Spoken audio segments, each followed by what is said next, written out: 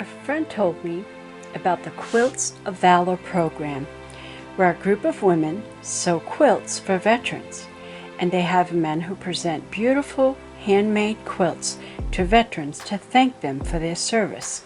So I submitted my husband's name and details to the organization. Some months passed when they called me ready to do a presentation. Since Jose's 62nd birthday was near, I decided to plan a surprise birthday for him and I tried to get all of his children to attend. I don't normally do birthday parties. This is probably only the second birthday party I have ever done for him in all of our married lives. I hardly did birthday parties for my children. In my opinion, birthday parties spoil the child. It makes them less thankful because they expect to be given lots of gifts with the yearly birthday parties. They don't need but one gift. Most people always invite the same friends to all their children's birthday parties, and to me, that puts pressure on your friends to spend money on a gift. I don't ever want to be a burden to my family and friends and place them under any obligation because I would like to keep them as friends. Besides, we were a big family anyway, so we were a party unto ourselves. That was enough. This was a special event, and it had been several years since our entire family had been able to get together, so it seemed like a good occasion to try to get everyone here.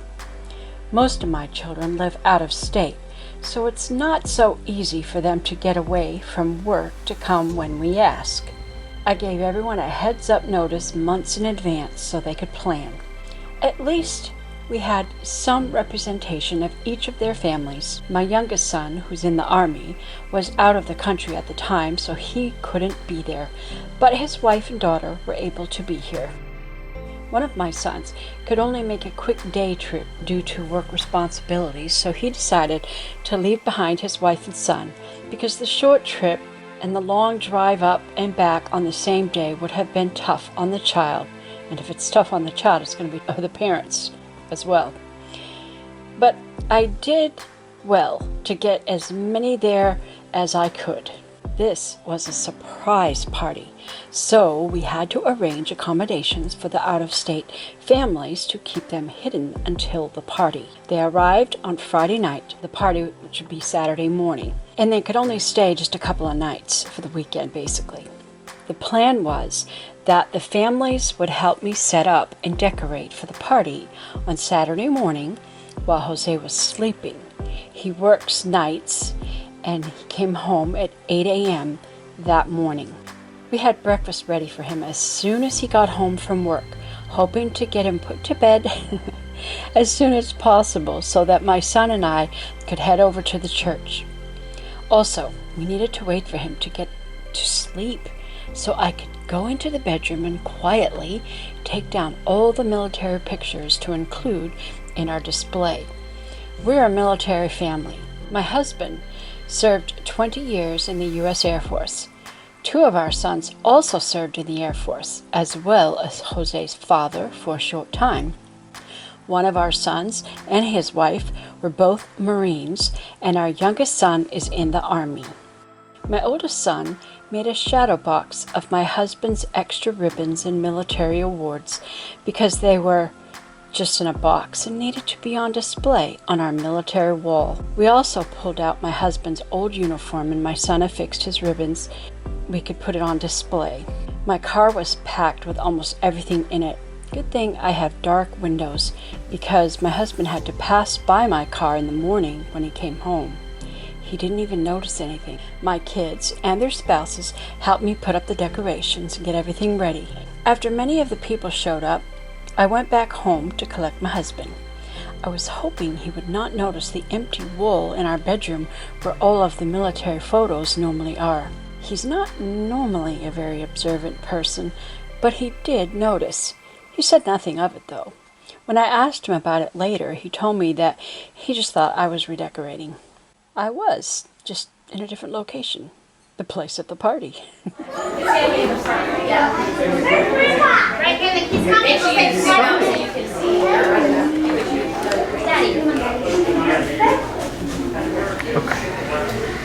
supposed to take a video of this, aren't I? He's got video. No, he's got video. You're good. Alright. Unless you want to do double. Eddie folder. Sorry, my bad. Yeah. When they open the door. When he starts walking towards the door, our door opens and then push his face. Opening of the door? Yes. Alright. Since he starts walking up the door, We're saying surprise. Maybe after a couple steps. Here we go. That's like surprise! Oh, look at this! Hey, Daddy! I know those two over there. Oh man, this is great. Look at that.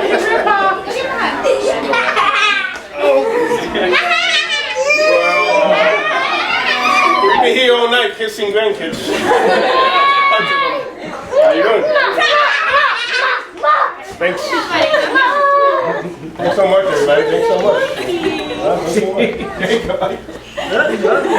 Pass your kids.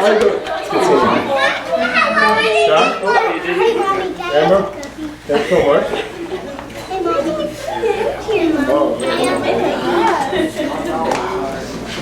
Hey, Dad. I'm going to start taking seats. How you doing? You want to start taking seats? Hurry up, we're hungry.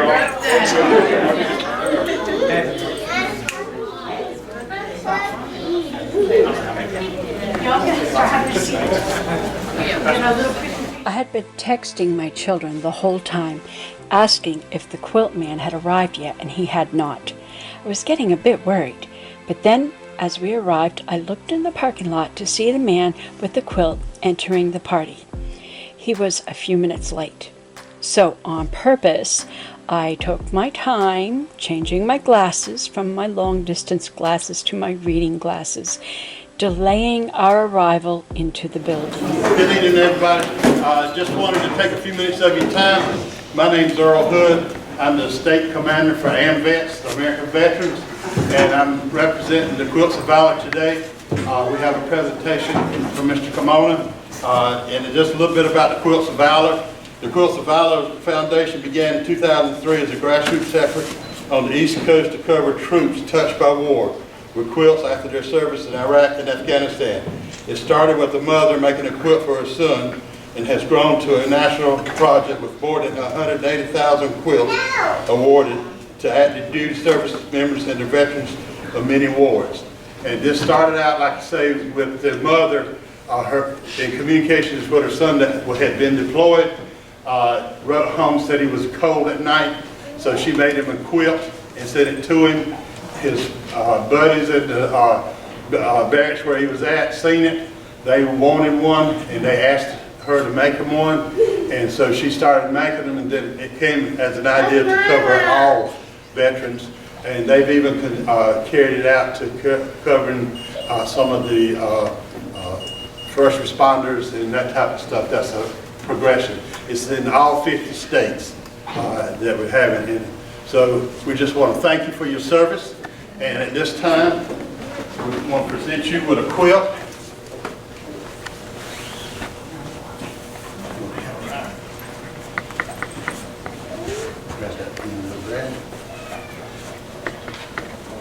And we just want to thank you for your service.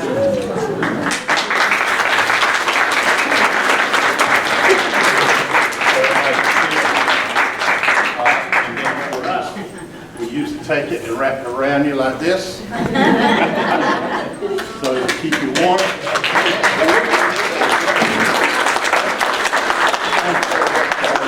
Thanks so much, people. Really appreciate it. Okay?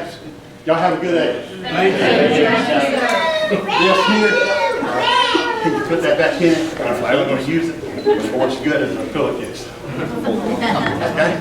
Y'all have a good day. You too. Thank you so much. Now we can eat. Pastor?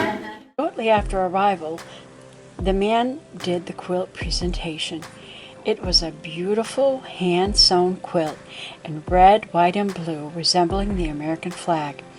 My husband felt honored and was so glad to be surrounded with family and thankful for all of our friends who attended the party. I planned a Subway luncheon for all of our guests, reminded my family that we were the host of this party, so I asked them to serve the guests.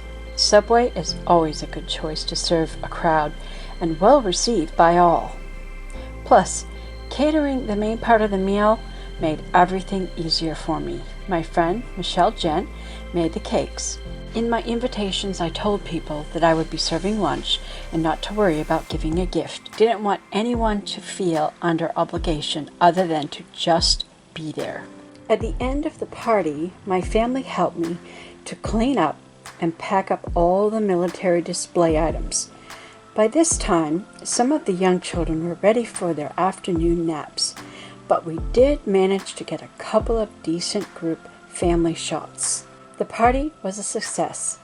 Jose was surprised. We got most of the family together, and he enjoyed the day. I was also happy to see most of my family in the present.